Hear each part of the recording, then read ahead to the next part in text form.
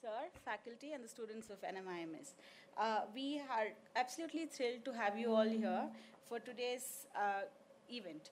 And our esteemed guest, who has left an incredible mark on the world of space technology, particularly related to data processing from Earth observation, satellites, and geospatial technologies. That's right. Today, we are privileged to honor someone who has been at the forefront of the Indian Space Research Organization, that is ISRO. This individual's dedication, innovation, and unyielding commitment have played a pivotal role in propelling Indian space endeavors to a newer heights. Now, let's not keep you in suspense any longer. Without further ado, we would like to welcome our esteemed guest of the day, a visionary, a luminary, and a true source of inspiration, Dr. PG Diwakar. Please join us.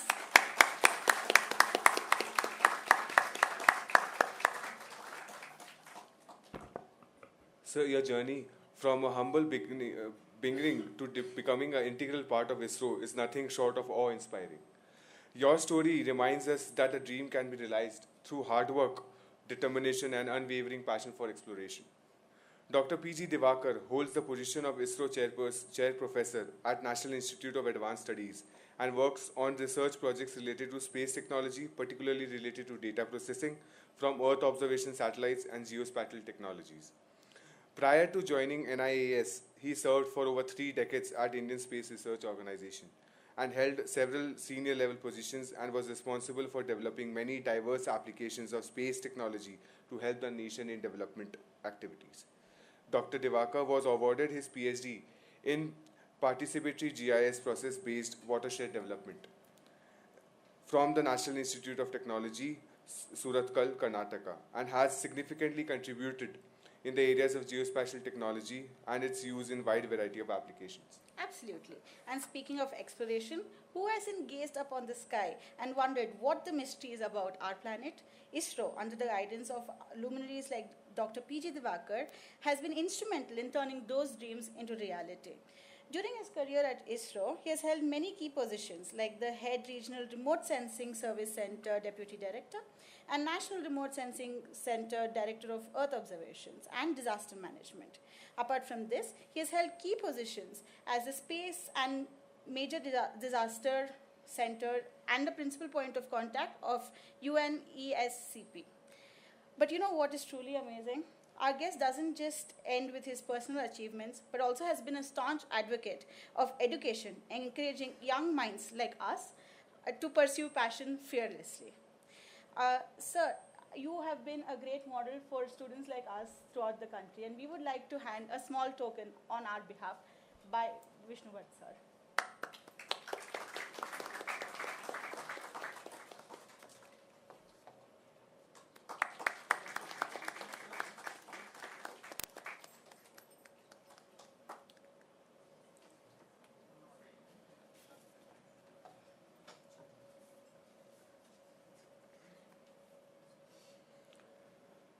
Thank you all for joining us on this momentous occasion. Let's keep the energy alive as we move on to the next phase of today's event.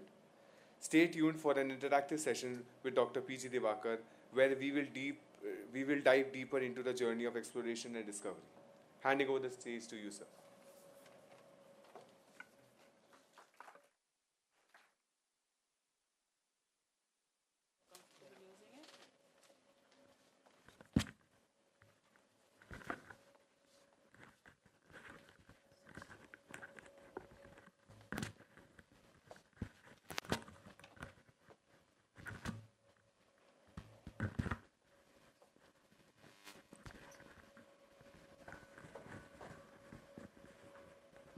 Is that okay?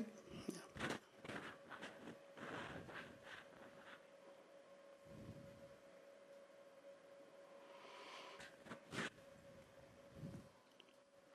Okay, good afternoon to all of you.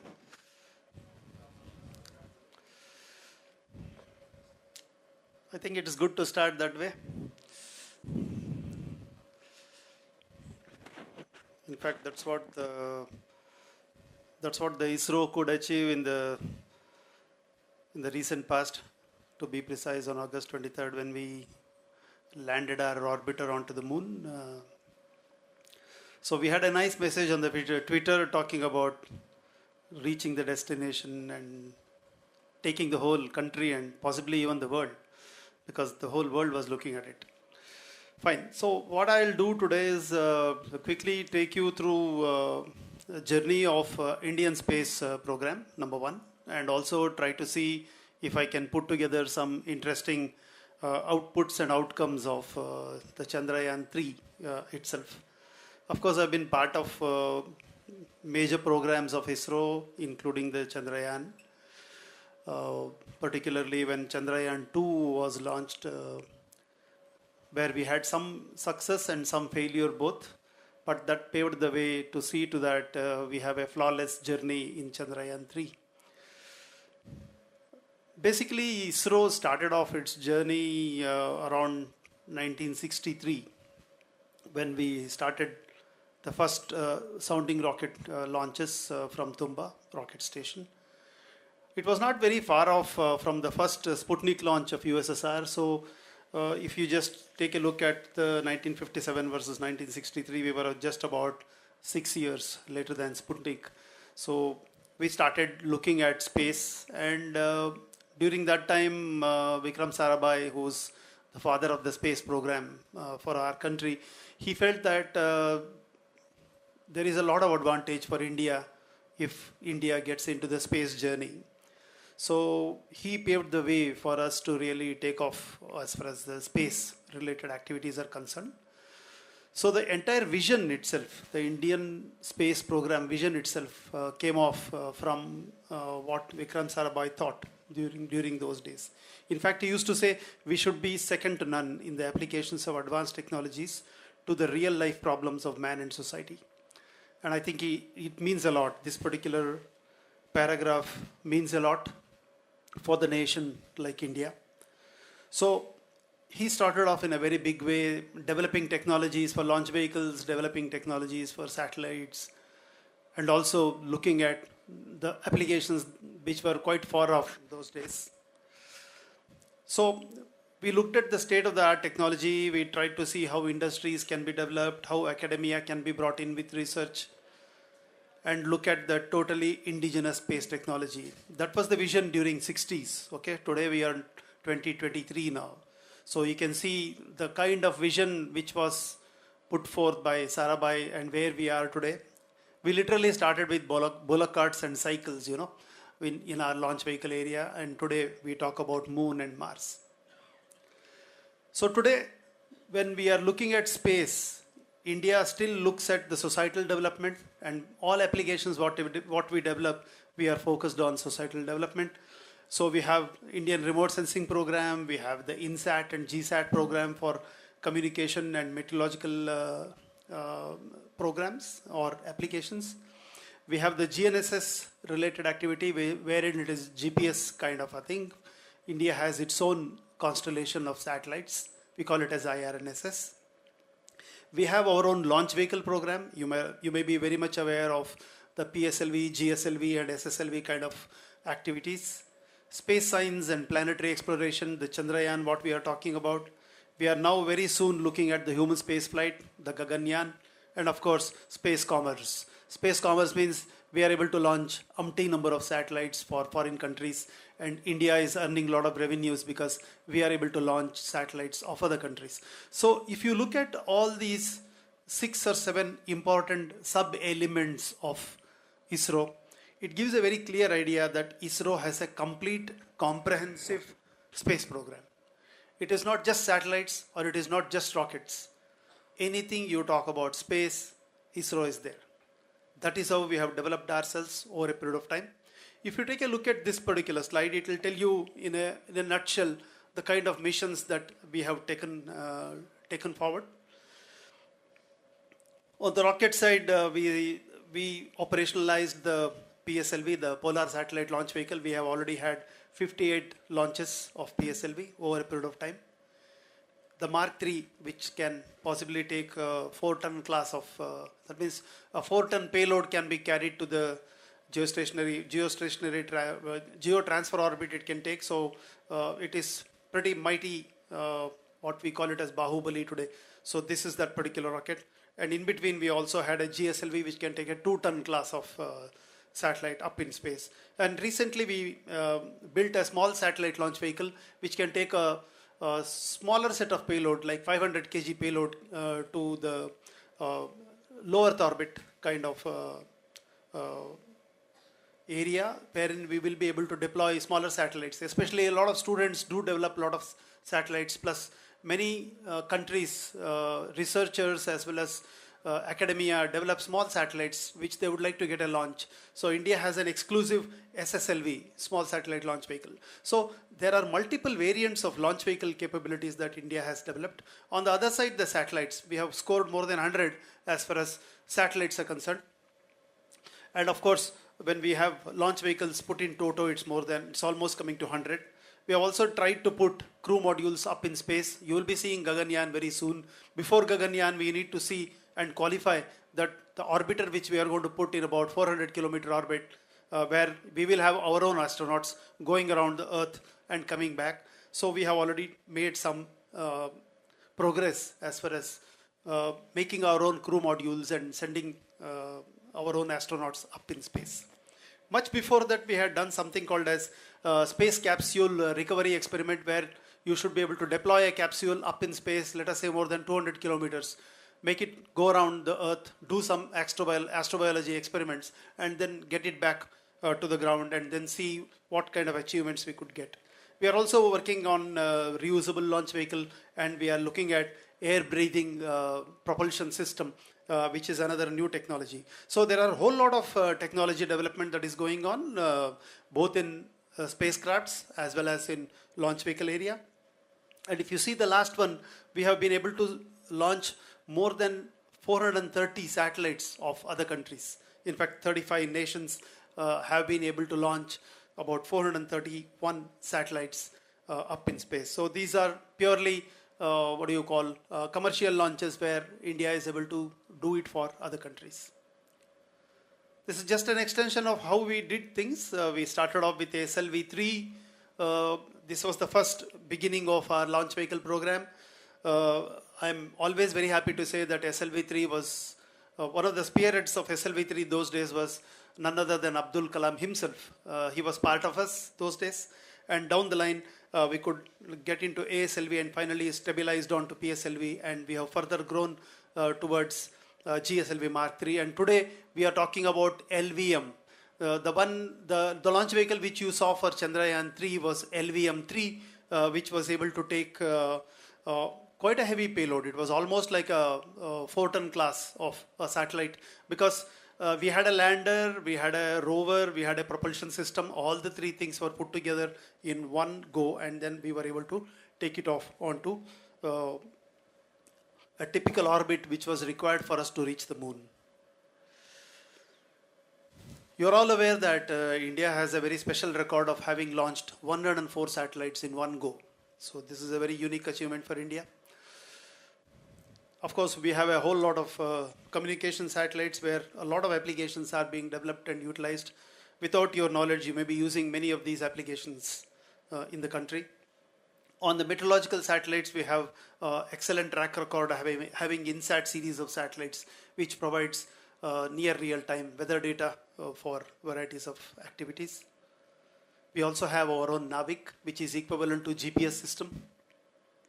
We have our Earth observation satellite, which provides excellent data on the Earth, particularly over India, and we are able to do wide varieties of applications using varieties of satellites which we have been able to build. In fact, the kind of satellites what we have built also allows us to do a 3D mapping from space.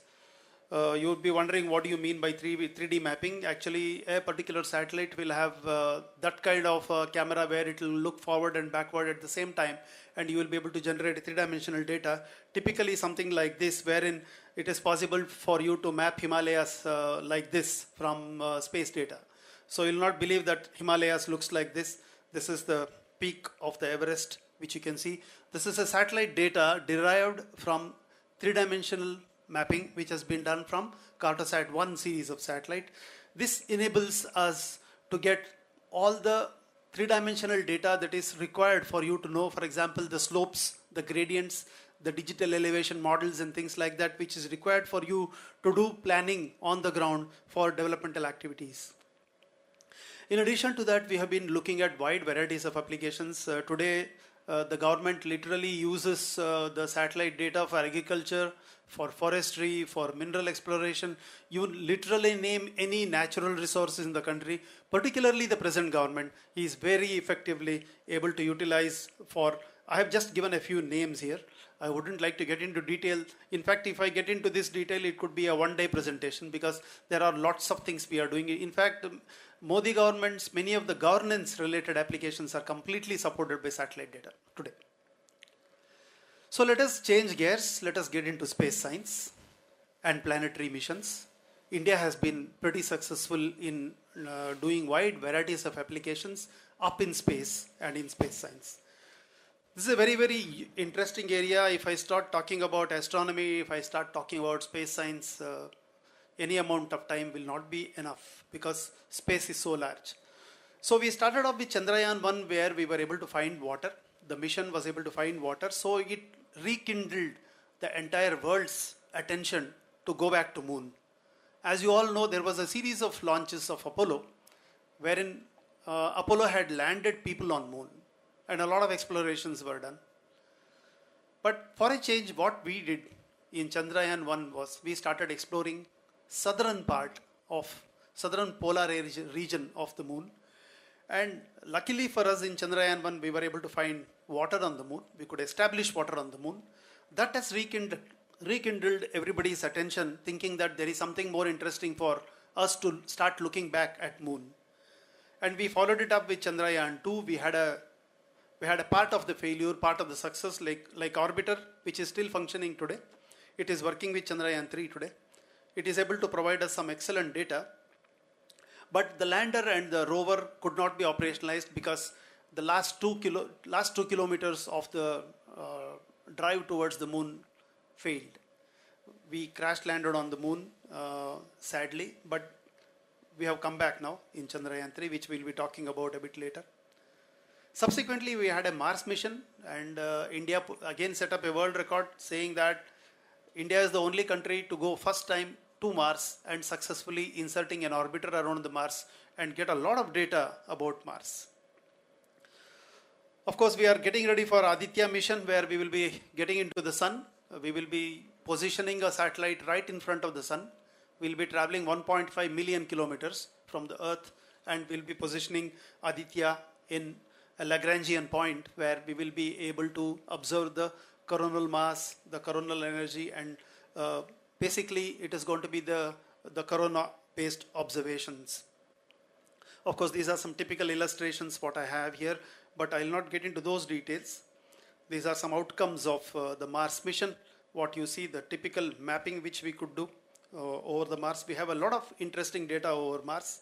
In fact, you can do a deep dive onto Mars and start looking at Mars in 3 dimension itself. For example, this is one typical area on Mars which is almost like Grand Canyon. If somebody has visited Grand Canyon, this is possibly 3 or 4 times bigger than Grand Canyon. And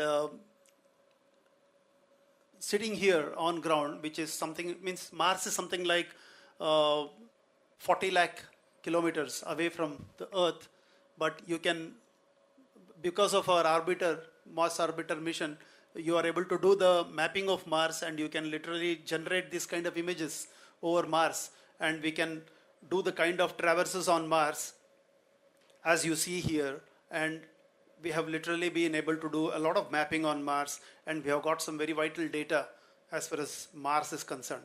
So looking at space and getting a lot of information about different objects in space is always very interesting.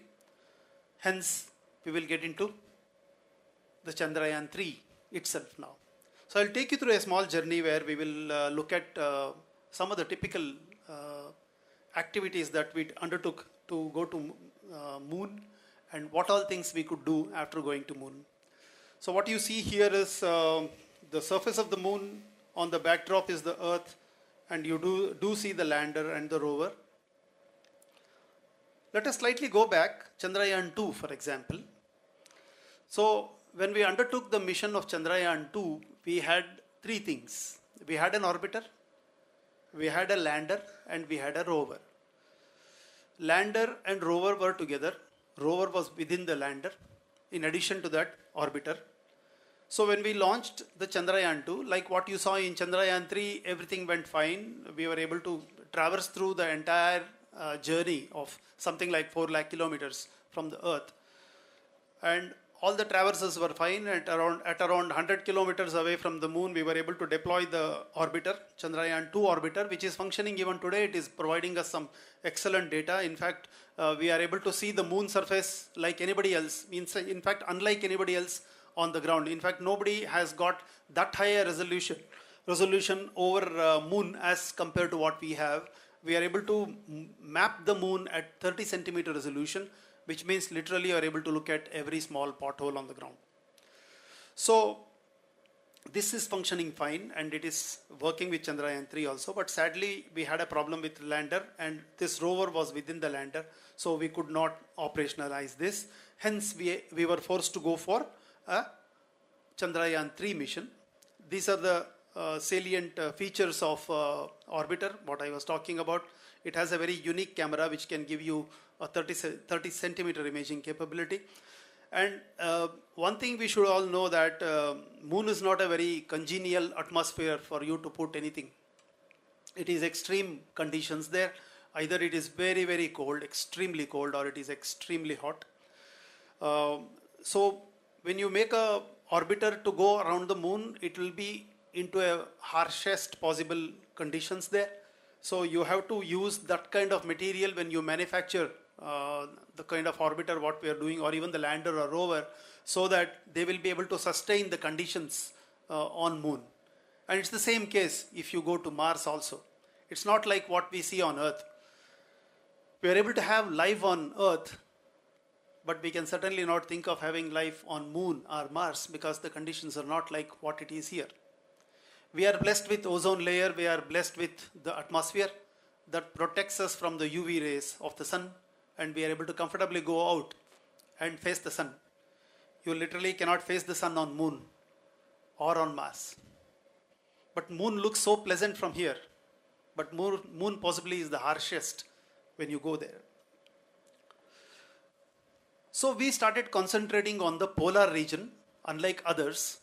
For example, China has been exploring the other face of the moon, which normally we are not able to see because moon doesn't show the backside portion, because the rotation of the moon is synchronized with respect to the rotation of the Earth. Always it shows only one face. The backside part of the moon normally you are not able to see. So China is still having its rover on the other side of the moon. A lot of exploration is going on. But we were interested in the southern portion of the moon, somewhere here, for example, or we have just taken a clear position here where Chandrayaan II had gone here, Chandrayaan III had gone here. So this we went because we were interested in continuing our exploration for the presence of water. A little bit of water is required for me also.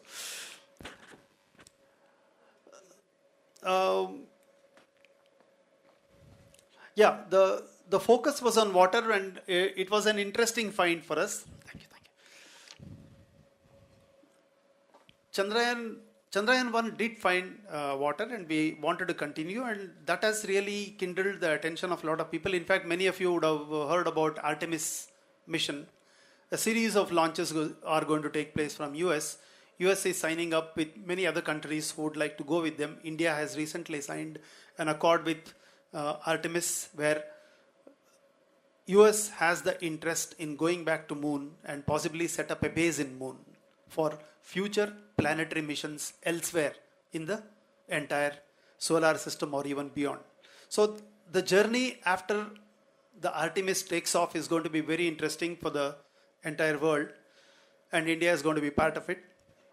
But on our own, we would like to have more and more explorations done on moon. So that's how Chandrayaan 3 has also gone to the polar region, the South Pole particularly. And these are the points where we have tried to venture.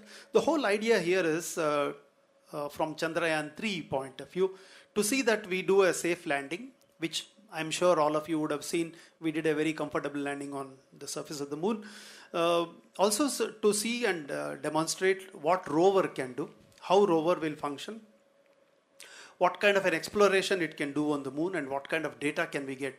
See, the unique thing about having our own launcher and having our own instruments on the moon, getting primary data about the moon, analyzing it, understanding it, and exploring further, there is a lot of difference between that versus taking data from somebody else's missions.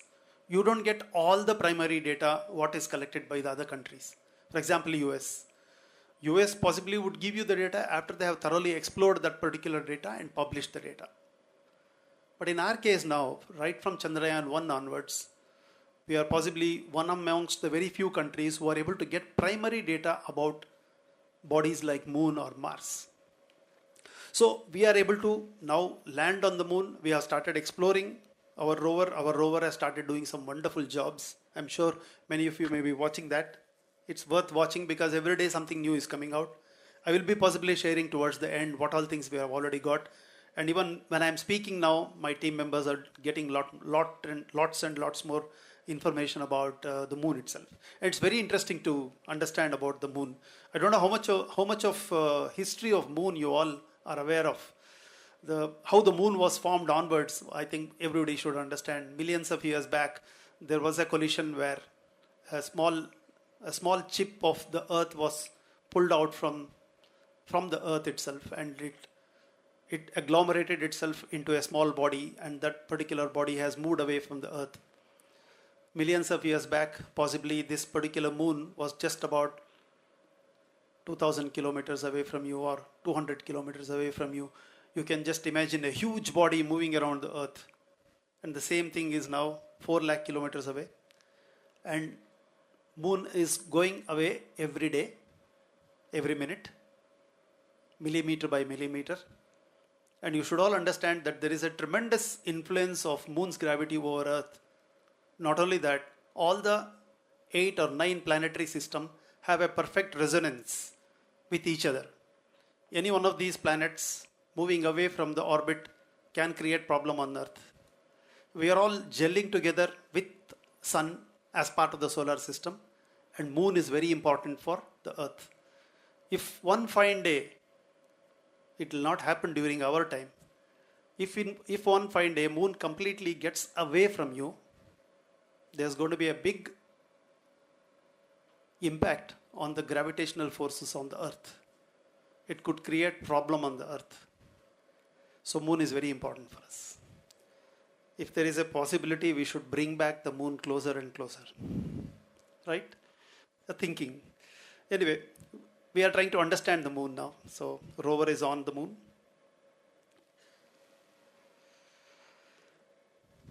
We are also doing a lot of in situ experiments.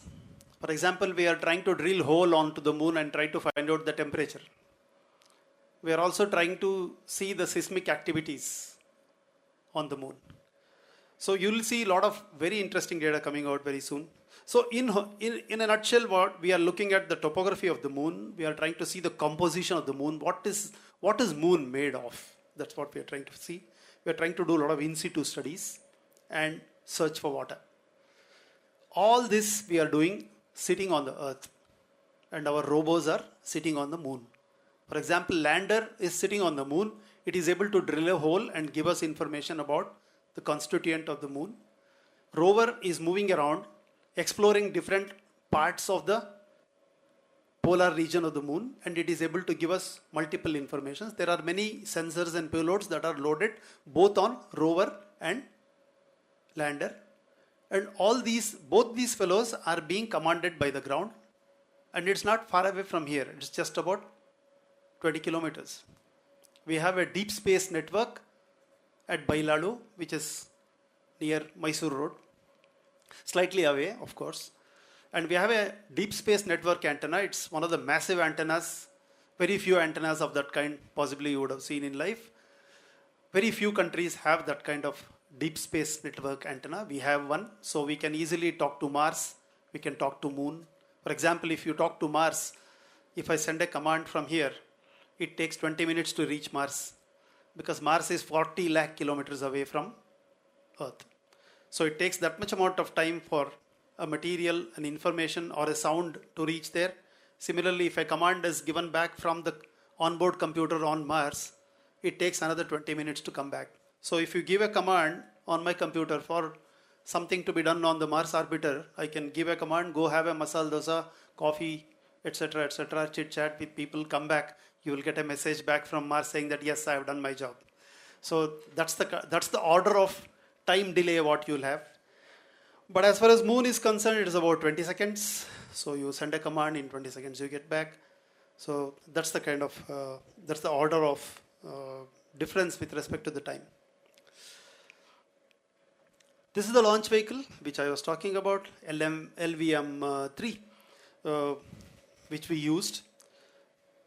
You will be just wondering what is the speed at which this particular rocket can go. This particular rocket can be going at 10.24 kilometers per second. Can you imagine? It is a massive rocket. We call it as Bahubali, and the fellow's capability is to travel at 10 kilometers per second. Okay? That is the speed with which it can go, and it is carrying something like 4-ton payload. At the size, at the height of this particular rocket is 43 meters, pretty big. And of course, this particular illustration shows the various stages of separations that take place. For example, these two are the S200 boosters, massive boosters. They are solid boosters. They are possibly biggest boosters in the Asia or in the world, because this size of a booster possibly no other rocket has it. And there is a liquid stage here below, L110, and we have the Indian-made cryogenic stage sitting right here, and then we have the Chandrayaan III sitting right on the top here, and there is a payload fairing on the top. This payload fairing is basically a protection for this particular module to go safely out of the atmosphere. See, there is a huge friction when the rocket goes up into the atmosphere. The crucial thing is crossing of the atmospheric region. That atmospheric region crossing is always very tough. For example, what happened to Kalpana Chawla, all of us are aware when they were returning back. They had a very small problem in their crew module. They entered, but the system could not take it because there was a thermal opening and the whole thing got burnt out. In fact, nothing could reach the ground. Almost everything melted away. That will be the very high temperatures what you will be experiencing. At the same time, the kind of difficulties you will see because of the thermal differences. So any material what we send out through the atmosphere, or any material that comes in through the atmosphere, has to be thermally protected. It has to be made of very special thermally protected material. And that's what this is called. That's why it is called as payload fairing. Payload is right in center here, and this is the fairing. This fairing will protect this particular payload. About 115 kilometers away, this payload will separate out. That means the fairing will separate out, payload will continue to grow. So go into the space. So that particular payload separation somewhere happens here. You can see in this particular picture here. Of course, I don't have a bigger picture I would have shown you, but maybe another day. But this whole rocket, stage by stage, it gets separated out, and then finally only the payload and its propulsion module travels for a long distance. That we will come to it after some time. I was talking about propulsion module. There are two things which all of you should understand. I think everybody has been talking about it as far as Chandrayaan III is concerned. The Chandrayaan III is sitting right on the top here. At the bottom, you have the propulsion module. Now, what is this propulsion module? As I said, we have these boosters that will take this particular propulsion module as well as the Chandrayaan III up to a certain point of time. After that, it is completely going to be the propulsion module and the Chandrayaan III. Only two of them will be traveling up to moon. Okay, so the Chandrayaan III basically has these two modules. In fact, this propulsion module will take this Chandrayaan 3 up to 100-kilometer orbit around the moon. And it's a very long travel, you know. We all know that we took about 43 days to reach the destination. But what is the track we have taken? How we have taken? In what way we have gone? For example, Russia also did it parallelly. Russia started much later, but in 2 days they were already able to reach the moon because they used a different mechanism to reach to the moon, because they had a very powerful rocket, very powerful booster, wherein just in 2 days, in 2 stages, they were able to reach the moon orbit. But we didn't do that.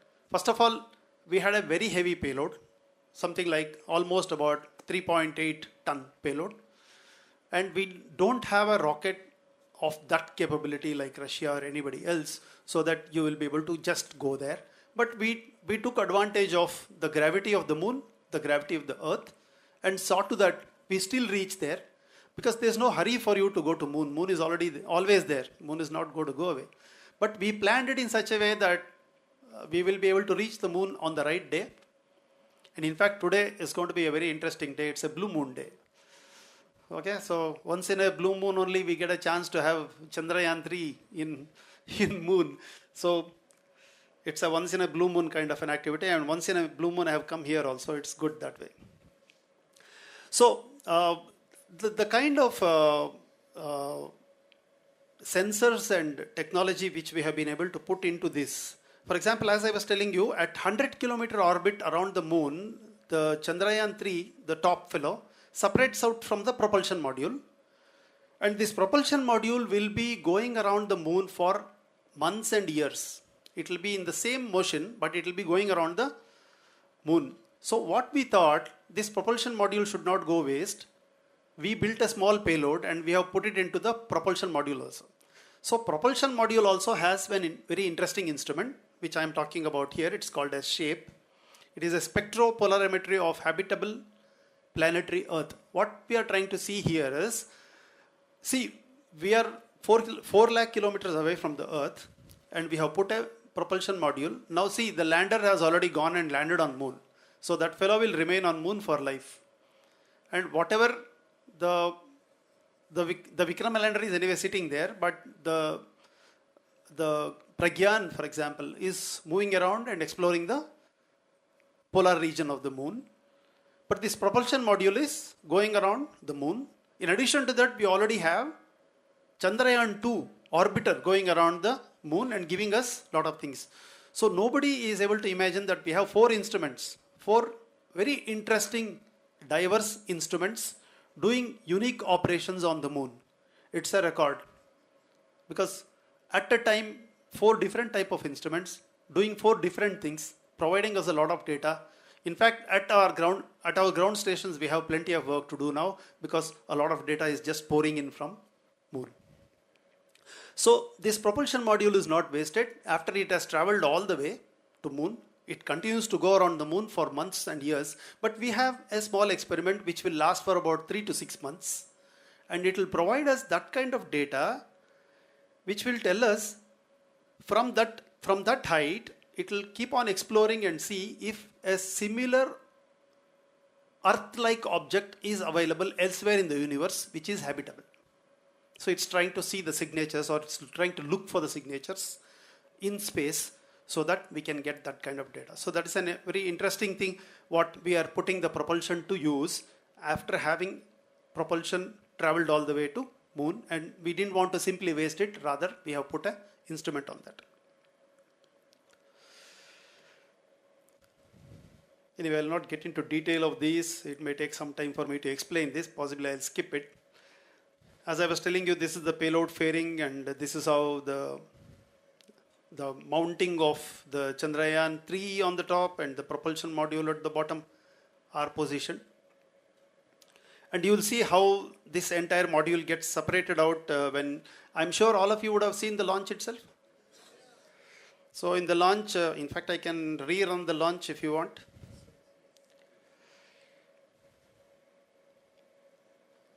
This is the Bahubali launch, what you saw the other day. So the LVM-3 taking off and then up into space, and trying to move into the orbit. It will take a long time, so I'll try to jump over. It's a very powerful rocket. A similar kind of a rocket is going to go for Gaganyaan also, but it will be more of a man-rated vehicle. So, as you can see here, this is a simulated run, but because beyond a particular point, you will not be able to see the rocket. So, what we do is we track from the telemetry. We continuously get the telemetry information from the rocket, and based on that, we simulate the rocket and its stage, and we keep running it online. And we are able to get this particular, see what you are seeing here is basically the telemetry, and what exactly is happening up in space beyond 150, let us say 150 kilometers, we are able to get that information. Still the, the third stage is still burning, as you can see. This is what I was telling, the payload fairing separating out when it reaches about 115 kilometers. And that's an important event. If it doesn't separate, it can be a problem. All your satellite will remain inside only. You can see the top two, they are open because the payload fairing has come off. But still the cryogenic engine is burning. This is the cryogenic engine which is still burning. It continues to burn for quite some time. Maybe I'll jump over. We are able to see multiple trends there.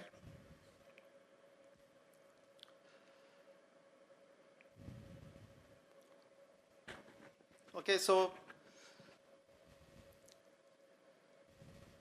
it's been a very long travel because you have to go hundreds of kilometers to reach your destination before the propulsion module takes off to a different destination towards the moon.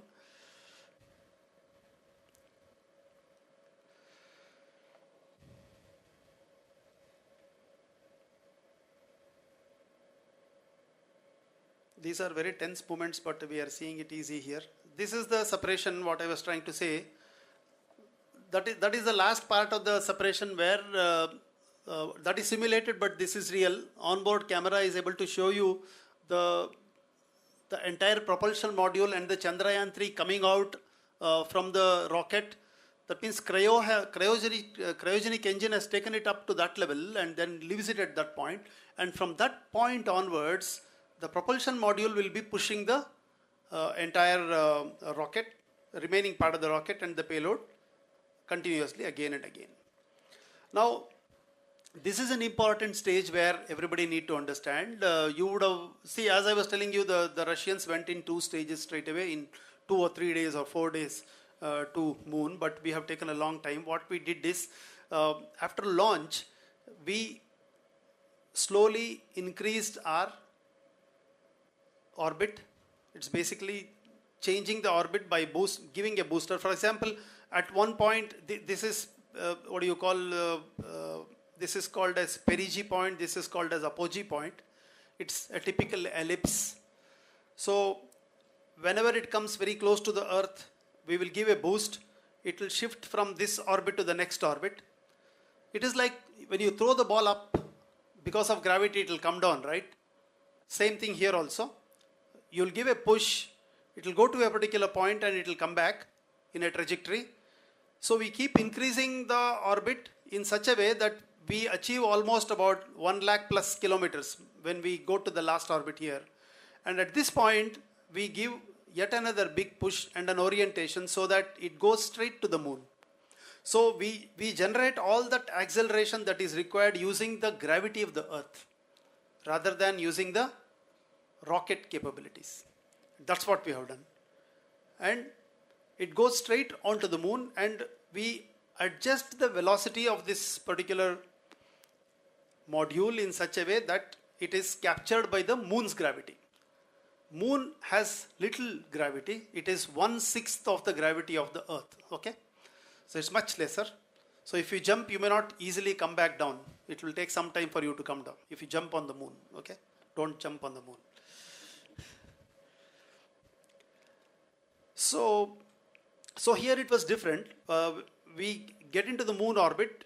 We initially are in an outer circle, and slowly we reduce our velocity because the objective here is to land on the moon. So you should go closer and closer to the moon. So we reduce our orbit step by step and come closer to the moon, something like you might have read about 115 by 113. That means apogee, means all near circular orbit. We were planning for something like 100 by 100. Ultimately, it is something like one side we were at 30 kilometers, other side we were about 153 kilometers at one point of time, or 113 kilometers. So we took advantage of that ellipticity when we are coming very close to the moon, 30 kilometers, and go away 150 kilometers, again come back 30 kilometers. So when we came close at a particular point, when we wanted exactly the point on which we would like to land, that is the day you are all brought online and shown how the whole thing happened with respect to the landing on the moon. So we have taken a long time. We have taken 43 days to do this. Means all these orbits plus all these orbits and finally get onto the moon. But it is a safe and sound method of doing it. Even Mars mission we had done like this. We had taken about almost a year to reach the Mars. You launch today, after 328 days, you are close to the Mars, and then you insert your orbiter into the Mars. But here it has happened in 43 days.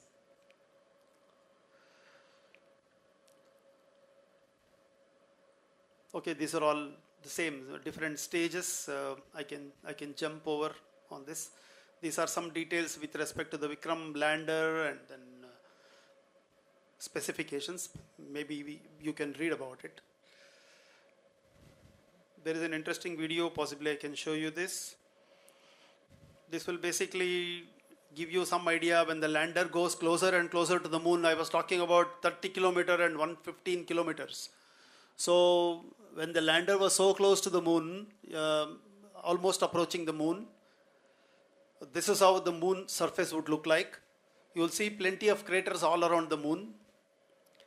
Luckily, you don't see this many number of craters on the Earth, because Earth is pretty well protected, not only from your atmosphere, but also by neighboring planets.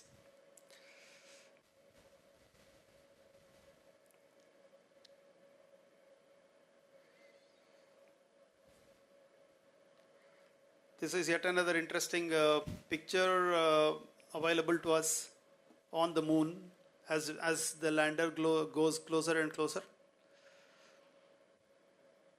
So when we traversed towards the moon, we have taken as many number of pictures as possible so that it becomes a memorable souvenir for all of us. Ultimately, when we came down to the 30 kilometer and then landed, this was the crucial point where last time we had failed.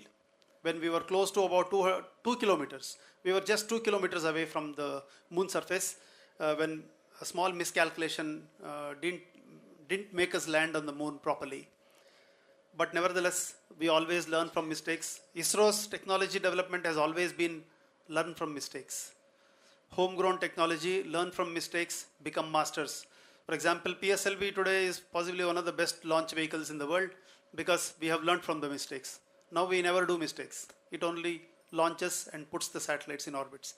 Same way here, we have landed this time in moon. Now we can land anywhere. So we can go through this particular set of operations. What exactly happens here? It's interesting to know. You might have not observed it because there was a lot of thrill and everybody was worried whether we'll land properly or not. So everybody was looking for what's going to happen. But really what happens is this entire process of about 34 minutes, 37 minutes. We are at 30 kilometers here when the lander enters into this area, and mind you, this entire operation is completely on autonomous mode. That means onboard computers have been programmed to go through these 4-5 phases before it goes and lands on the moon. For example, there is something called as rough braking. Rough braking is that kind of a situation where your lander is coming at a pretty high speed and you have to be reducing the speed and bring down not only the velocity, at the same time you have to bring down the altitude also. So that first part of it, as you see in this graph, very clearly planned, well planned. Okay, the rough braking is to bring down the speed. Then there is something called as attitude hold phase. The second phase is attitude hold phase. What is the attitude hold phase? When an object is floating in the air, basically it is in a three-dimensional position. It has a pitch, it has a roll, it has a yaw. That means the object is moving, it can suddenly come down, or it can suddenly go up, or it can start moving this way. So you have to see to that you stabilize the three-axis stabilization of that particular object. We call it as attitude hold. That means all the three axes, X, Y, Z, has to be controlled. We were trying to do that, controlled in such a way that there is not too much of a spin for it, or there is not too much of a stagger for it. Then you will miss out on rest of the other activities. So we were able to do the attitude hold. At the same time, you might have slowly watched that from the horizontal position, by the time it reaches here, it becomes vertical. This is another important thing, otherwise the four legs will not be able to position itself on the ground. So attitude hold allows us to stabilize the satellite. Then there is a fine braking. That means some more brakes are applied so that the velocity comes down, the altitude also comes down, and it comes to the particular position where it is able to start coming down. From this point onwards, the laser detector as well as imaging camera start looking on the ground to find out where I have to land. So this is a hovering period. This is the time where you might have watched the lander started hovering. It started searching for the right place to land, because moon is full of craters. If it lands in a crater, it will never come out. That is the end of it. So we didn't want to land into a crater because huge craters are there. So we had already planned for a particular position, and we landed ultimately in the same position. We were just 30 meters off. So you can just imagine, we have traveled 4 lakh kilometers, and we were able to land at a spot just 30 meters away from the identified spot. That is the accuracy with which ISRO could put the lander on the spot. That is the beauty of technology what we have developed. It's completely homegrown. Youngsters like you have worked with ISRO from simple universities only, no complexities. So we all sat together, thought about the whole thing, went through the design, saw to that this is what works. So this whole thing, you will be able to see how the whole thing worked well. Of course, when we came down to this level, we had to take this path. There is a direct path where if you are able to find the right place, straight away it will reduce the altitude slowly, at the same time control the velocity and come down and land, or get into the hovering and possibly move around 150 meters away from the exact point of location and land. So what we did is we adopted this and did a little bit of hovering and then landed. It is something like this. If you see the animation here, so instead of going there, this was one possibility, or go to the other possibility. So we took the second possibility, and we were able to hover and then land. Of course, all the details. In fact, this whole thing was already pre-planned and kept. This is a particular plan which we made, and we have just gone through that particular process of landing on the ground. I'll skip that. It's almost like going by a flight, and you are able to see outside. This is how the moon looks like when you are literally, if you assume that you are traveling in the lander, you are seeing the moon like that, as and when the velocity comes down. Of course, I'm just trying to relive what happened that day.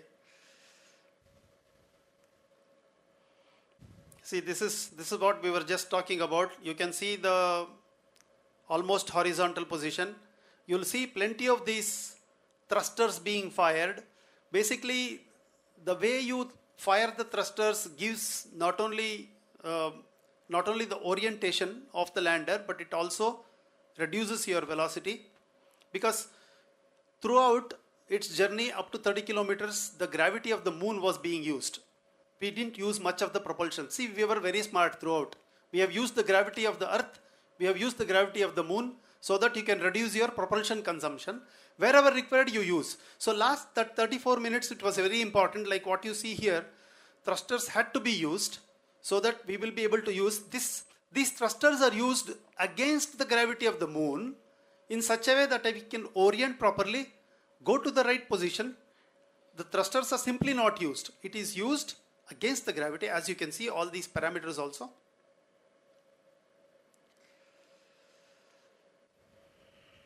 There you are. This is the hovering phase. We are hardly about 100-150 meters above moon, and we are actually, as I told, this particular lander is on the autonomous mode. None of us were even touching the computers, for example. Only if there is an issue, the control team would have done something. Otherwise, it was completely on its own, completely on autonomous mode. That means all the intelligence is built onto the system, and the system has driven this entire thing. As you can see on the control panel here, the velocity, the altitude, and also the height from the ground, hardly 112 meters above the surface of the moon. You can see 27 meters above the moon. So it is so close, and you are able to see still it is hovering around and trying to find out the best place, flat place, so that the four legs can comfortably be placed on the ground. So this is the process through which we were able to go and land. That's it. That is the landing, what we could do. So that was a pretty simple and easy operation, as I would say, when we were able to do it nicely. You may be aware that there are quite a few interesting payloads on the lander. We have the moon-bound hypersensitive ionosphere and atmospheric measurement system. We have this chased. In fact, this has already started operating. Some interesting results are available. I will be sharing that with you in one of the slides. We also have some laser retroreflector array, which will be also doing some interesting things on the moon dynamics, particularly the passive experiment to understand the dynamics of the moon. Because moon is, we still don't know everything about the moon. So this will give us a lot of interesting data. At the same time, there will be a lot of surprises for us. We are also trying to see the seismic activity, lunar seismic activity basically, which is very important. Does earthquake happen? Just like earthquake, moonquake, I would say. Will it happen on moon? So we would like to study the seismicity. These are all interesting set of information that we will be gathering. Similarly, there are two payloads on the lander, the rover, the Pragyan. The Pragyan is already moving around every day. It is giving us a lot of interesting information. There are two interesting payloads. In fact, the laser-induced breakdown spectroscope has found sulfur yesterday. I'm sure you would have all seen that. And it has also got some interesting information on oxygen and many other materials, minerals. And we hope to get a lot more additional information. It is very, very enchanting for us to see that our instruments are able to give us some very interesting data about what it's finding on the moon. These are some typical pictures, again taken by the lander while the descent happened onto the moon surface. As you can see, those holes, they are the big craters. This is just after the landing, we took some photographs. You can see how rugged the surface of the moon is, rugged and rough. So moon looks so beautiful, no? A lot of beautiful songs are there about moon, but you see, this is what is moon.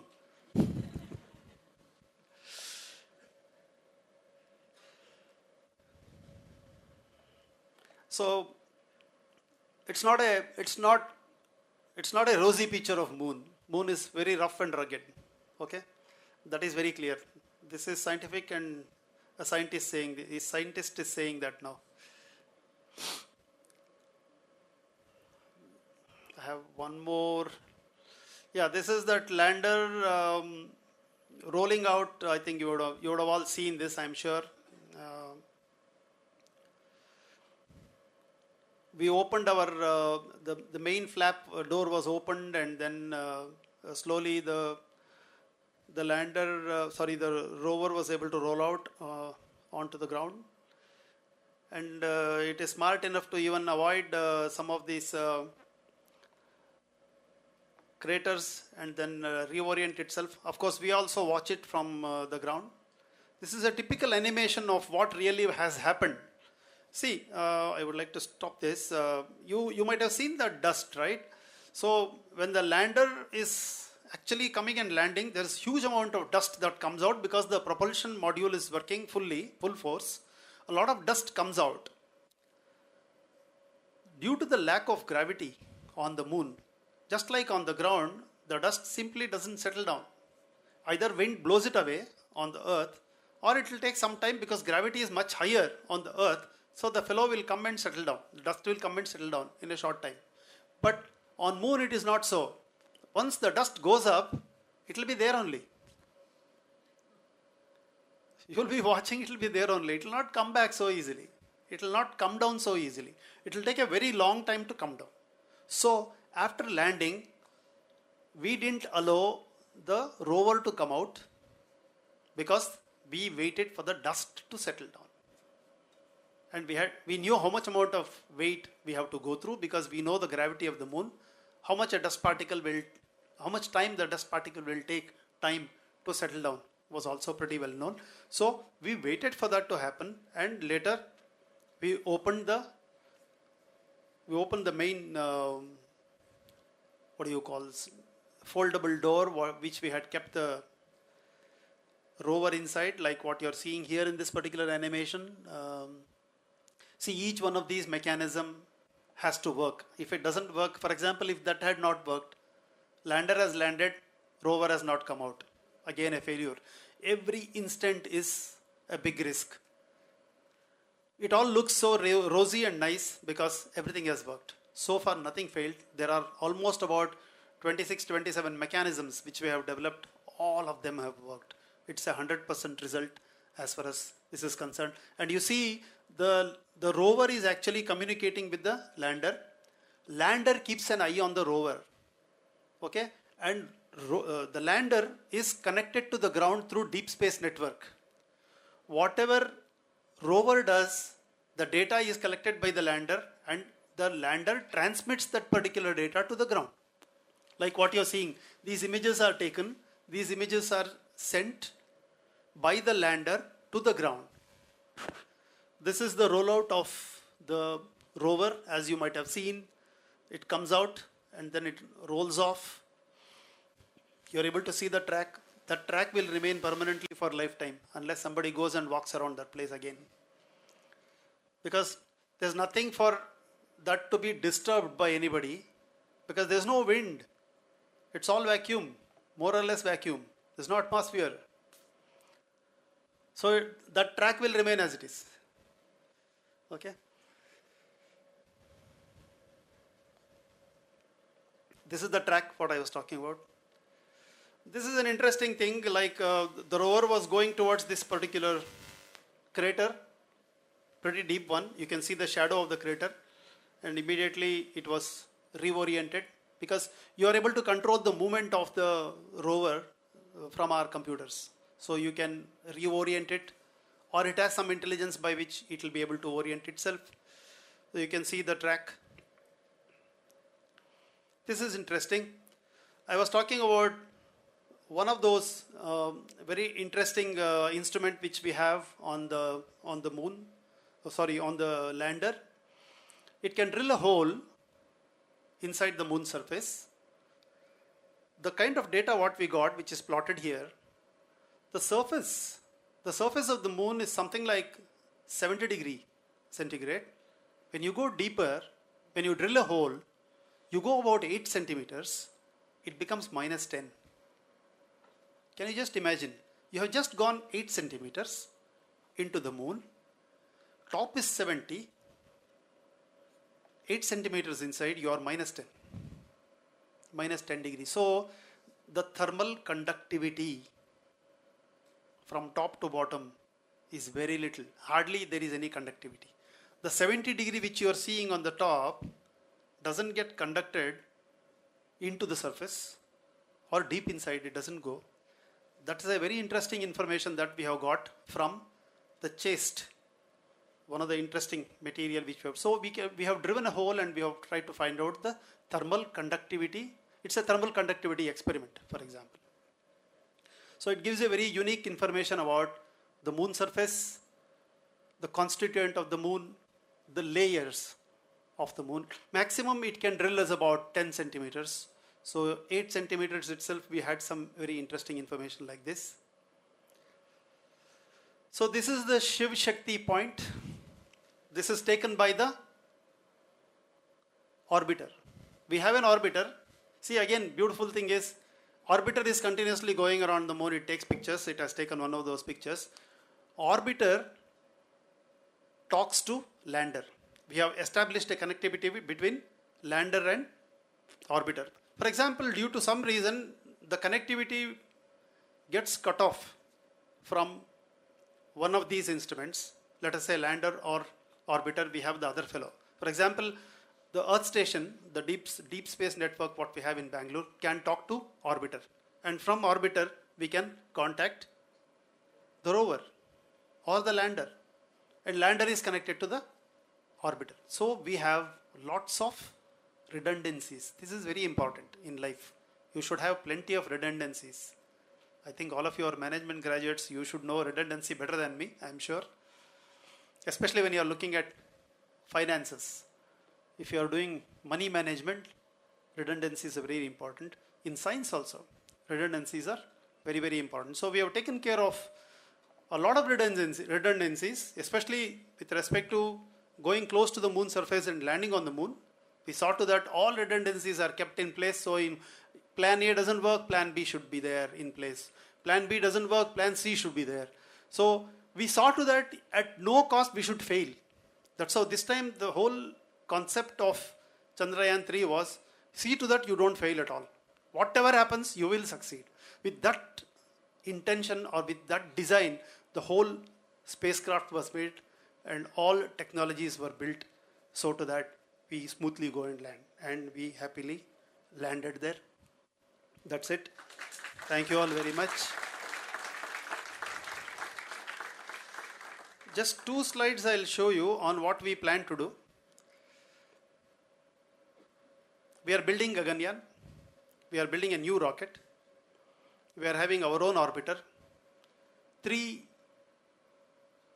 scientists are trained already. They are going through last course of the training. They will all be into the crew module, and this particular crew module will be going about 400 kilometers into the orbit. This launch vehicle will be taking them, and they will spend about 2 or 3 days in space. They will be up in space about 400 kilometers, and they will be safely brought back. And here also we are building a lot of redundancies so that they safely go to the space and they will safely come back. This is a very important step for India to put man in space. And once we have man in space from our own Indian origin, our own rocket, our own crew module, everything is ours. Time is not far wherein we will be able to send people to moon or Mars or any other planetary body. We can seriously start exploring the entire universe. That's what we plan. There are a lot of activities going on human spaceflight. And very soon on September 2nd, please watch out. We will be sending one more rocket which will take Aditya L1 satellite. It will be traveling 1.5 million kilometers, mind you. It will be traveling for a long time, 1.5 million kilometers, and it will straight away get in front of the sun and it will start studying the coronal mass ejection and corona of the sun, and we would be getting a lot of first-hand information about sun also. Thank you all very much once again for patient listening. Any questions? I am happy to answer. Hope I have not taken too much time already. I didn't catch that. Could you try again?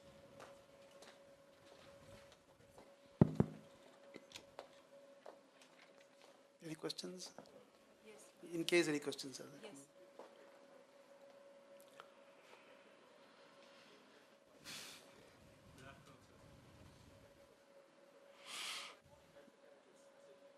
Yes. Sir. Congratulations to Team ISRO for the wonderful glory they brought to the country. Um, However, some time back when Chandrayaan II did not succeed, unfortunately, or partially succeeded, ISRO stood up for a lot of criticism. So can you take us through the mindset? How did you overcome that criticism and come to the successful point? I think that's one key takeaway for every one of us, especially for young aspirants like you.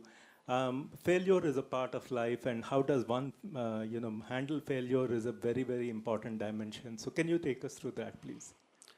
Yeah, actually, it's a good point. Not only Sivan was crying that day, many of us were crying that day. Only he was in front, but many of us were there in the back. Everybody was dejected because we literally thought nothing can fail, like what happened this time. It was exactly the same mindset. But we felt very bad. But the entire team immediately got onto the system. We forgot about who's telling what, but we got into the system and started doing failure analysis on the same day. And Dr. Sivan, next day he announced Chandrayaan III also, saying that we will not leave it, we will go and achieve it. So the entire mindset was go back to the table, work on the entire thing, come back and see to that we succeed. So there were a lot of criticism, there were a lot of brickbats, but all of us in fact we are trained on this for a long time. For example, SLV, the number of failures we went through in the initial days, SLV3 and ASLV launches, most of them got into the sea. At some point of time, people used to say, always sea-loving vehicles and things like that. So people used to sort of make fun of us, but we didn't care for that. We were given the same kind of a task. During those days, it was Abdul Kalam saying that, okay, we failed. Let us learn from what wrong we did and succeed and go through. So here also it was the same thing. We concentrated on what went wrong. Normally, that is what ISRO always does. If there is a failure, the entire team gets together and starts analyzing what went wrong. That is the most important thing. And at the same time, in any launch, for example, if the performance of the launch is not up to the mark even by a small margin, we will go and analyze why it is not to the margin. It should have been exactly this, why it is not so. And we'll find out the reasons for it and try to start correcting for it. So the whole mindset is to succeed. I think that's the only thing. We only understand, just succeed, nothing else. Okay, you fail, but understand from the failure, go to the success. With that mindset, we always work. Nothing else I can think of right now.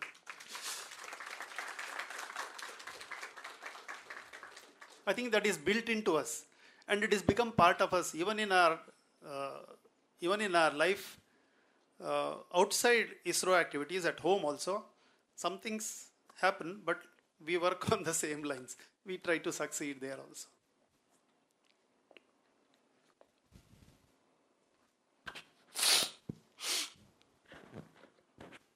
Hello.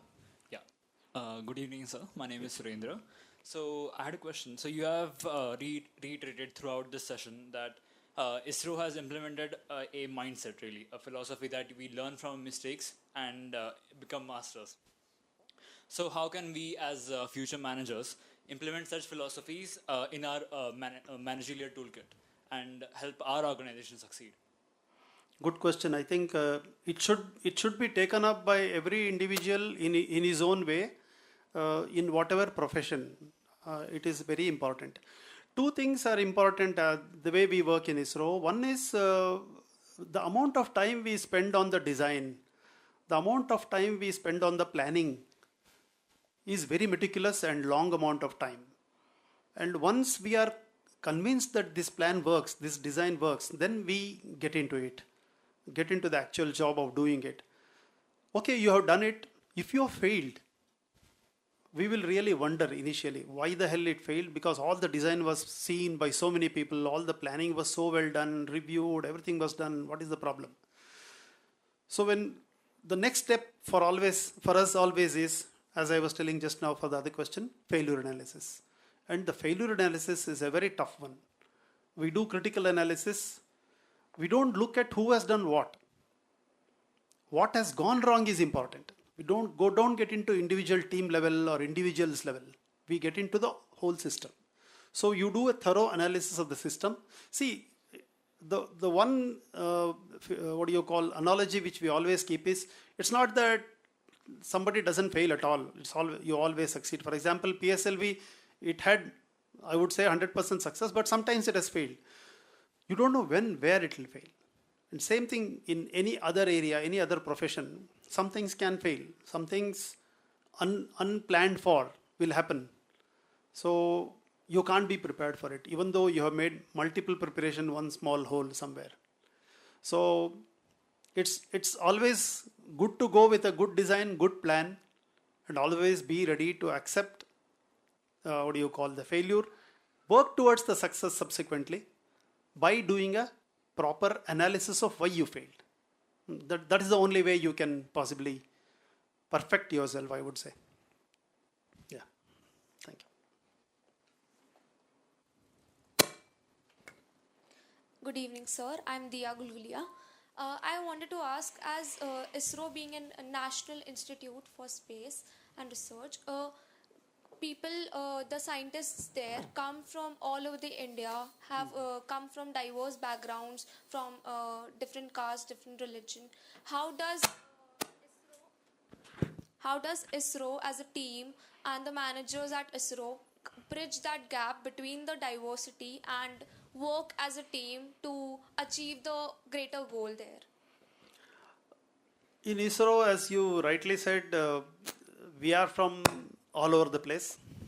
The entire country is represented in ISRO. I would say India is in ISRO. We don't differentiate between man and women, young and old. The youngest fellow who has joined yesterday can go to the chairman and certainly say, sir, something is not okay here. I would like to correct this. He will be heard, and if it is good suggestion, it will be even accepted.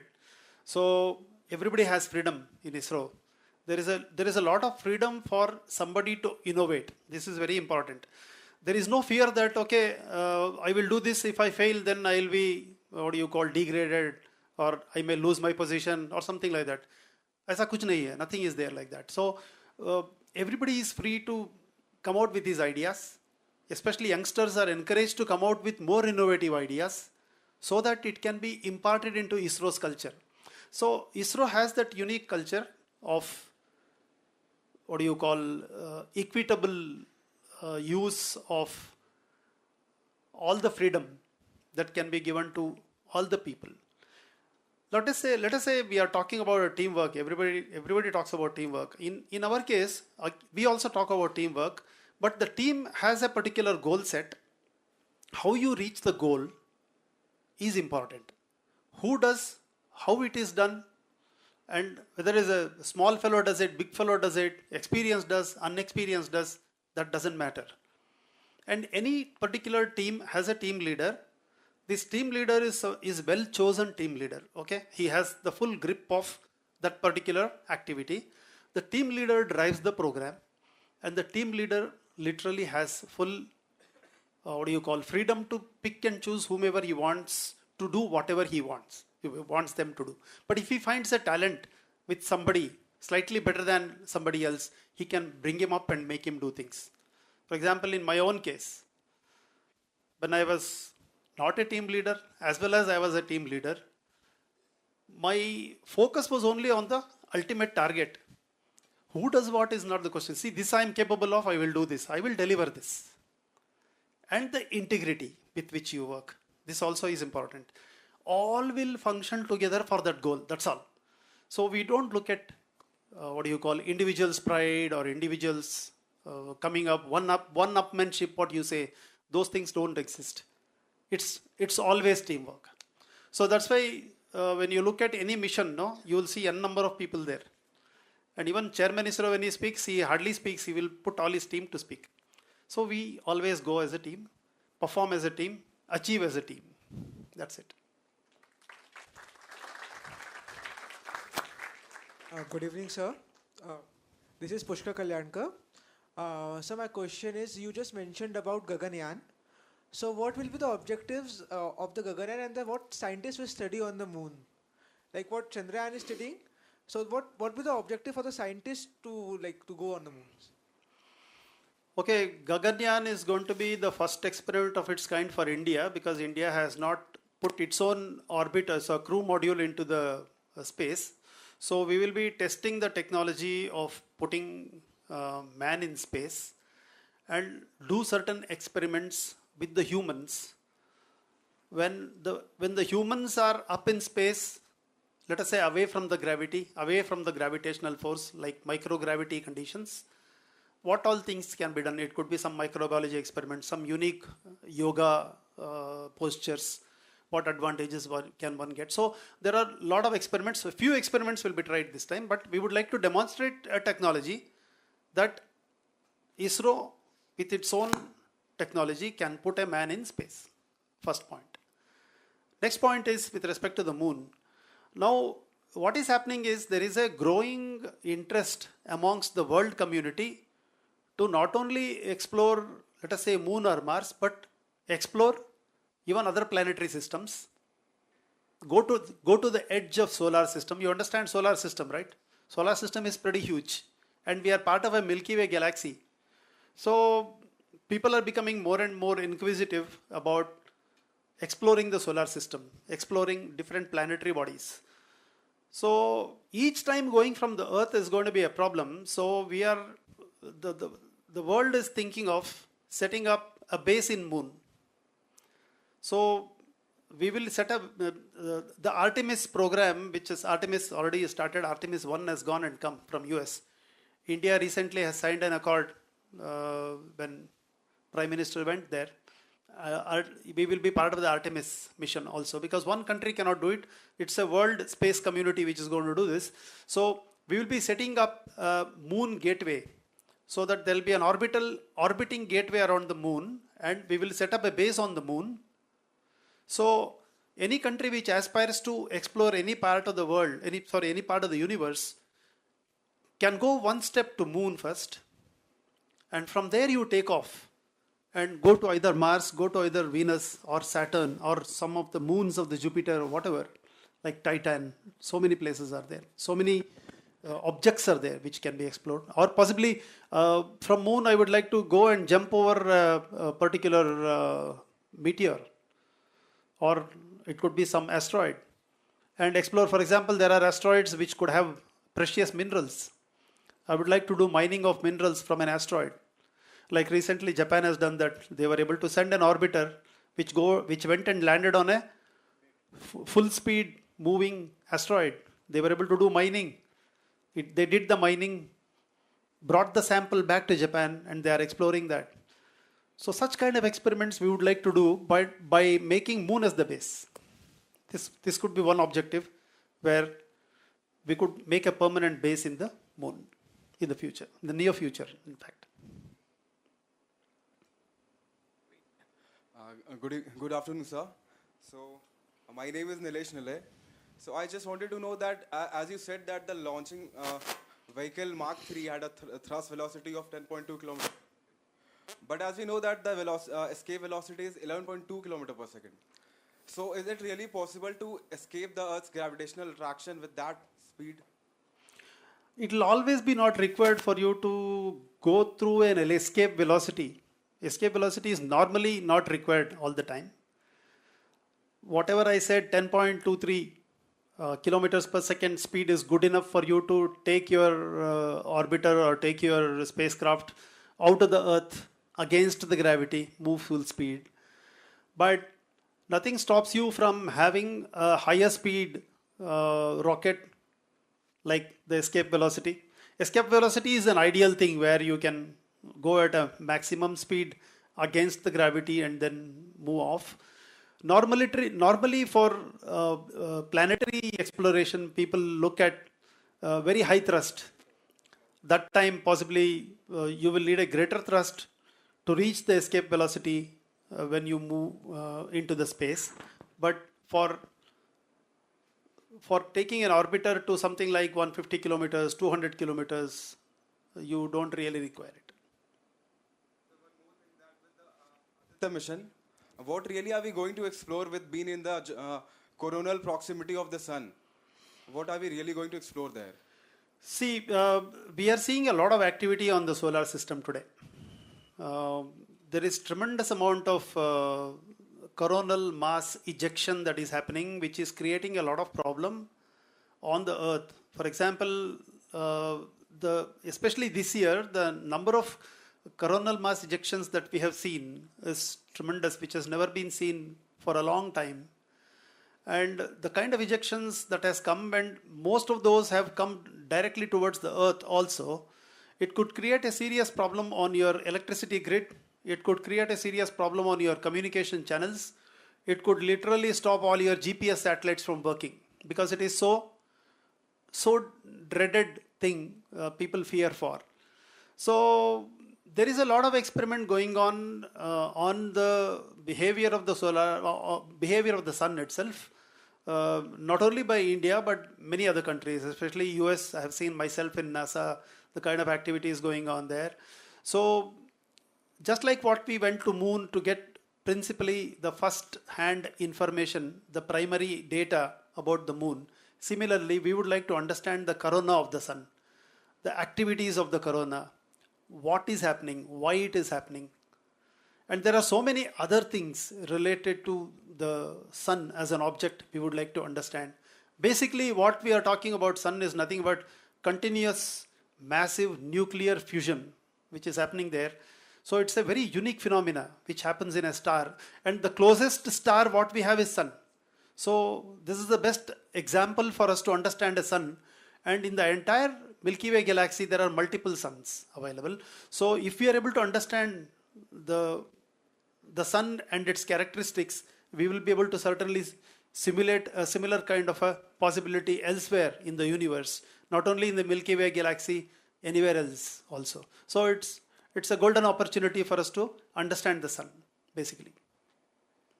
Yeah, thank you. Good questions. Yeah. Hello. Good evening, sir. My name is Rajat Bhardwaj. So, firstly, congratulations on Chandrayaan III. And the thing I wanted to ask you is that there are so many agencies around the world, around the nations, and they are also doing space research and missions around the world.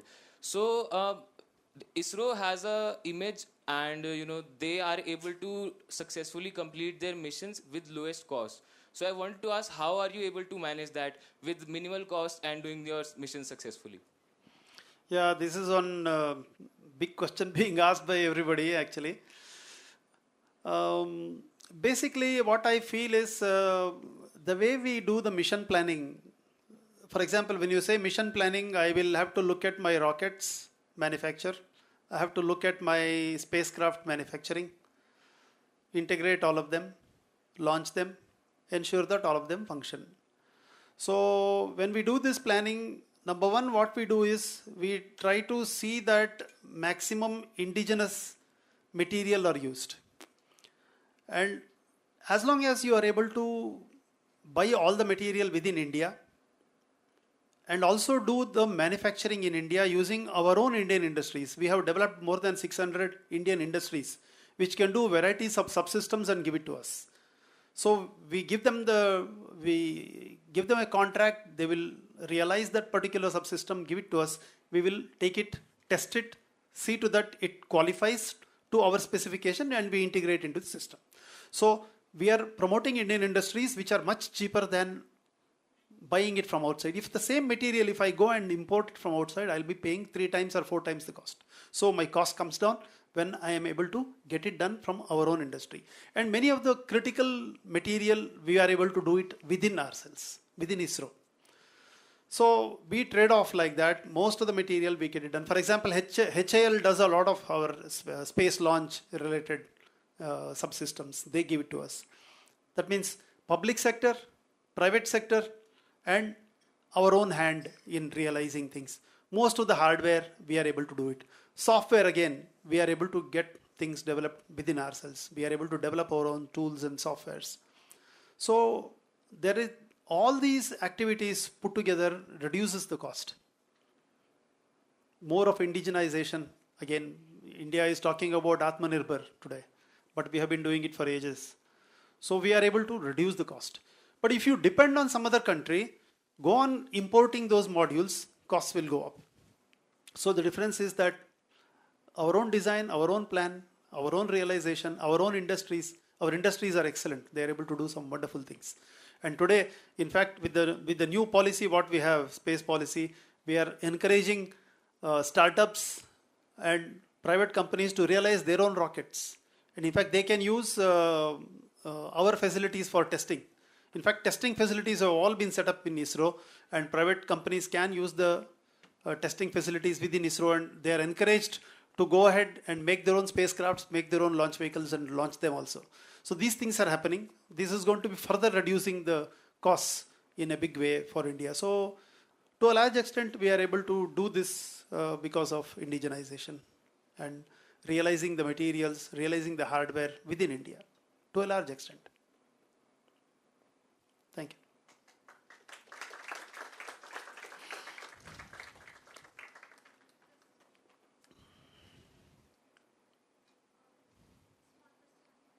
Yeah. Since all of us know that India has the Chandrayaan III has landed on the most darker side of the moon, and we are one of the first countries to land on that side. I'd like to assume, or as everyone would like to assume that, would like to assume that what are we actually exploring? Like because the components or the composition of the materials on the side of the moon which is exposed to sun would be different to the side of the moon which is not exposed to the sun. So what are we actually exploring there? Okay, the first point is that nobody landed on the... No, I'm talking about what you said, what are you exploring there, right? What are we actually, the composition of the moon is what I'm asking, is what actually are the materials that are we looking for? Give me 1 month, I'll tell you all the composition. We are already getting the data, okay? See, the first point is that why did we land? Many people are asking why the hell you went and landed in that place where nobody has landed. Okay, that is a general question. You might have not asked that question, but I'm asking that question and answering also. So the polar region, the South Pole especially, is an important target because of presence of water molecules in the earlier days. So if we are, see, the whole idea is, suppose we are able to 100% establish, yeah, you drill a hole here, you'll get water, for example. Then once you establish water source, it becomes a big boon for you to set up a base there itself. Because we are talking about setting up a base on moon. And if you are able to find water on the moon, you can do that. Number one. Number two, mineral composition can vary from place to place. Right now we are exploring here. China is exploring on the other side. And possibly US has explored on the equatorial part. So different countries can explore different parts of the moon. Mineral exploration ultimately will be possible for all of them. For example, we have established our place, we have established our position, we have even named those positions, so it will become permanent as far as India is concerned. And we already have a lot of analysis done from the remote sensing data over the moon that a lot of very interesting mineralization is possible in the region where we have gone, the darker spot. Hence, we are interested in that place. Right from beginning, we were interested in that place, and today also we are interested in that place.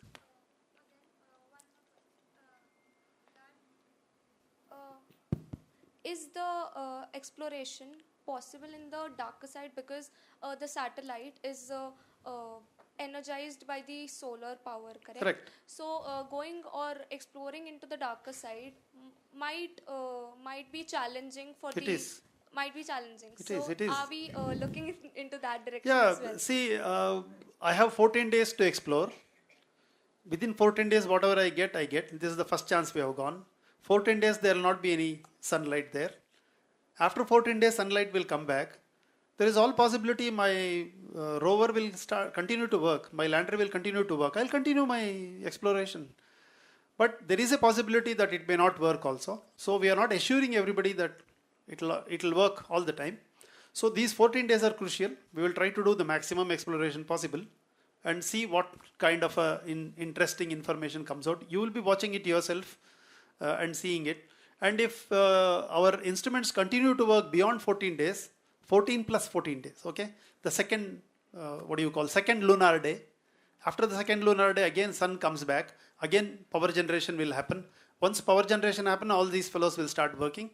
We may get more data. So we are hopeful that we will explore more and more of this area. And it is unexplored area. That's why we are more interested in exploring an unexplored area. Yeah.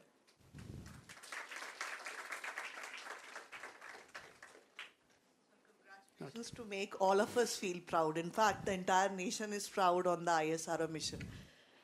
Since you mentioned that now the ISRO is quite adaptable for the indigeneity, like we are giving platform. So I just wanted to know from the institute perspective, that is there a possibility for the young scholars not belong to that domain, but still they can be a part as in the form of an internship or something associated with the ISRO. So that would be, kind of a fortunate event for a faculty as well as for the students also. Yeah, very much. A lot of students are always around me. So, sir, we will certainly get connected with you on that, because I'm sure the young scholars have a lot of these kind of things where they wanted to be a part of this thing. Yeah. So is those kind of possibilities certainly NMIMS would like to explore. Yeah, they can think of some innovative problems. See, interns, when they work with us in ISRO, the kind of problems they work on will be as tough as going to moon only. Certainly. So, whoever would like to do the internship, they are most welcome, but they should have challenging problems. That kind of challenging problems which ISRO also likes it. ISRO also would like to indulge in it. So then it will be like good, it will be resonating, and from both the sides things will work. In fact, I keep training a lot of student community, but I mostly work with computer science and other group of people because I am mostly a coder. So I get into coding related problems. So I work with a lot of these people, but doesn't mean that management people should not. They can certainly get into economics, for example. Space economy is a big thing actually. Yeah. Most welcome. Thank you so much, students will certainly be encouraged. They can freely interact with us, and then we can certainly. And from the faculty perspective, I need to know that can we have an excess of this data? Of course, like we can buy it. So ISRO gives that platform to buy that data. Yes, of course. For the Indians also. No, we'll get you some free data also. Oh, is it? Yeah. Then I would certainly write a mail to you, sir. Yes, it's no problem. Already we have put a lot of free data of Chandrayaan I, Chandrayaan II, Mars mission. All that data is available. People don't know, that's the problem. The education part is still lagging, I think. Awareness is still the lagging, amount of data we have pumped into our web portals are enormous. But many of the students, I'm sure, will not even know what portal it is. Right. That is the problem. Thank you so much. Yeah, thank you.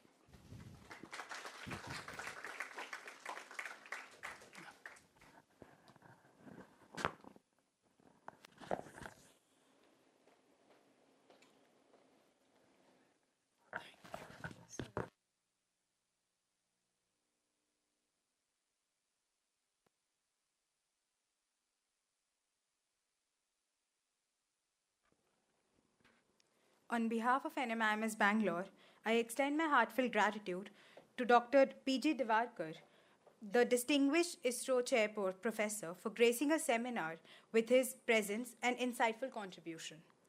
Dr. PG Diwakar has not only shared his profound knowledge and experience in the space research and technology, but also inspired us with his vision for the future of space exploration. His dedication and leadership at ISRO has been instrumental in India's remarkable achievement in the field. I would like to thank our online attendees, Director of NMIMS Campus. Thank you, Naraini ma'am, and a special thank you to Vishnu sir and the entire administrative team for their support in organizing this event. With your backing, we have been able to bring together brilliant minds and foster meaningful discussions. And a thank you to marketing and a PR team of for program coverage. We also express a sincere appreciation to all the participants and volunteers who have made this seminar a resounding one. Your valuable insight and active engagement has enriched the discussion and made the event a truly success. Once again, thank you, sir, for your contribution, your presence, and wisdom. We look forward to applying the lessons learned from the seminar to further achievements in our future endeavors. Thank you, sir.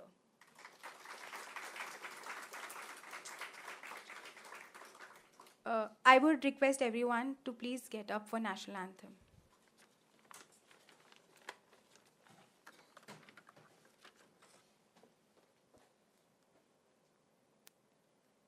जनगण मन अधिनायक जय हे भारत भाग्य विधाता पंजाब सिंध गुजरात मराठा द्राविड उत्कल गंगा विंध्य हिमाचल यमुना गंगा उच्चल जलधि तरंगा तव शुभ नामे जागे तव शुभ आशीष मांगे गाहे तव जय गाथा जन गण मंगलदायक जय हे भारत भाग्य विधाता जय हे जय हे जय हे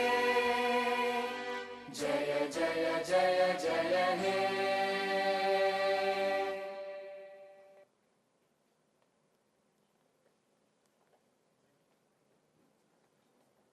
Thank you, everybody. Please be seated. And I request all the students to please stay back for 5 more minutes. Thank you.